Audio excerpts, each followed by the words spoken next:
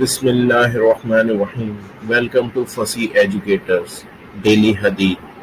ابراہیم بن عبدالرحم بن عوف کی ولد حمیدہ سے روایت ہے کہ انہوں نے المؤمنین سلمہ رضی اللہ عنہا سے پوچھا کہ میں اپنا دامن لمبا رکھتی ہوں جو زمین پہ گھسٹتا ہے اور میں نجس جگہ میں بھی چلتی ہوں، تو سلمہ رضی اللہ عنہ نے کہا رسول اللہ صلی اللہ علیہ وسلم نے فرمایا اس کے بعد کی زمین جس پہ وہ گھسٹتا ہے اس کو پاک کر دیتی ہے۔